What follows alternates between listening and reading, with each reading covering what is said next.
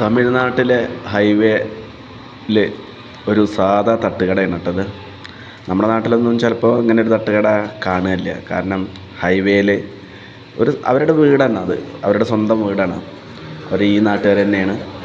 ഒരു ഷീറ്റ് മേഞ്ഞ ഒരു വീട്, തകര ഷീറ്റ് മേഞ്ഞ വീട്ടിൽ ഒരു ഫാസ്റ്റ് ഫുഡ് എന്ന് പറയാം ആണെങ്കിൽ നമ്മുടെ നാട്ടിലത്തെ ഫാസ്റ്റ് ഫുഡല്ല കേട്ടോ.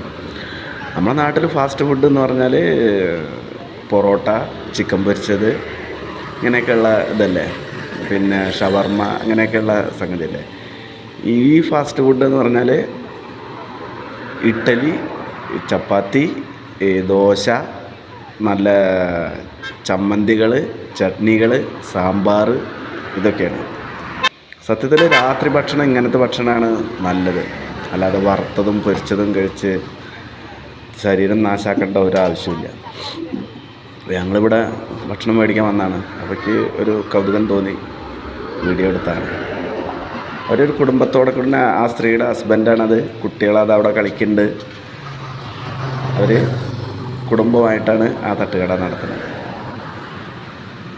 എൻ്റെ കൂടെയുള്ള സുഹൃത്താണ് അത് അവിടെ സാധനം വാങ്ങിക്കാൻ വേണ്ടി അവിടെ വെയിറ്റ് ചെയ്യുന്നത്. അപ്പോൾ നമുക്കുള്ള സാധനങ്ങൾ, ചപ്പാത്തി, ഓംലേറ്റ് ഒക്കെ റെഡിയാക്കുകയാണ്. ഇദ്ദേഹം അത് ആയതായത് പൊതിയുന്നുണ്ട്.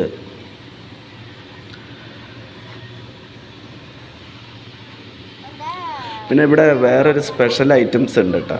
സ്പെഷ്യൽ എന്ന് പറഞ്ഞു കഴിഞ്ഞാൽ ഇവിടുത്തെ പണിയാരം. ഞാൻ മുന്നേ വേറൊരു വീഡിയോയിൽ പറഞ്ഞിട്ടുണ്ടായിരുന്നു. അപ്പോൾ ഇത് അവിടെ ഉണ്ട്, ഇതണ്ട.